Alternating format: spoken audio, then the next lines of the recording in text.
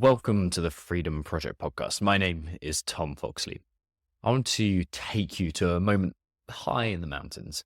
A group of us were climbing this steep, exposed face to ski a little gully, a little couloir, and it was the kind of climb where one wrong move would send you sliding hundreds of feet down, and you'd definitely be, to put it bluntly, fucked up if you got to the bottom of that.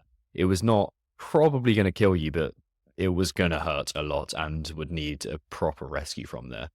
We didn't expect to see anyone else up there, but as we approached the crux of the climb, another group was approaching from below. And at first, everything seemed completely normal. Other than being super surprised to see them, I was thinking, okay, that's cool. We'll just have to be aware of them, aware of kicking rocks down and that kind of thing. And then I noticed about 2/3 of the way up I was looking back down and I saw one of them struggling.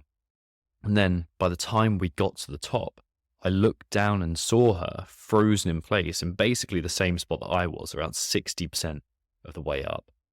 Fear had completely taken her over. She had lost the ability to move. Like completely. She was just stuck. And her friends, you could see, were looking at her like, what the hell do we do about this? Because they wanted to get up. They were more competent, less scared, but not able to conduct a rescue. So before I tell you how I helped her, I want you to think about something.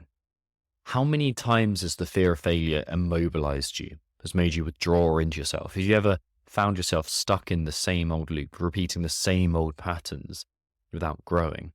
Do you feel paralyzed, even though you know, fundamentally, you know what you need to be doing?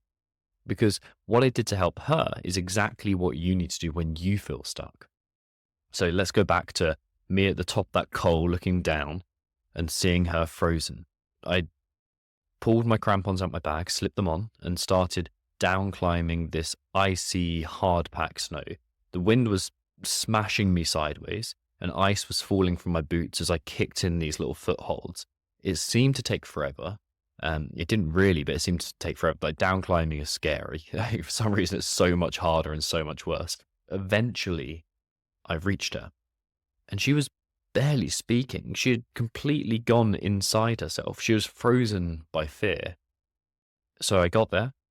I took her skis and her backpack from her to lighten her load. As a little side note, she was really resistant to do that, and that's because we sometimes find being helped as an embarrassing thing to happen, as a shameful thing. But I took her skis, took her backpack, I kind of took her load from her, and here's the thing, she wanted to escape. She was desperate to just feel safe. She was insistent on climbing back down and skiing out alone. That was going to be so much more dangerous for her, let alone skiing in the backcountry by herself, but she just didn't have the skill or the equipment to get down safely and then ski out by herself safely either. And that's when I knew I had to lead her out of her fear, step by step. So what's the first thing I did? We simply breathed together. I guided her through some very simple breath work, 5 rounds or so of box breathing, 4 seconds in, 4 second hold, 4 seconds out, and then hold for 4. And this was step 1. It was just regulating her nervous system. Because when you're locked into fear, when your mind is racing, when everything in you is screaming, I can't do this, you're not thinking clearly, and you cannot think clearly. And then step 2 was not getting to the top. It was just taking 1 step forward, just 1.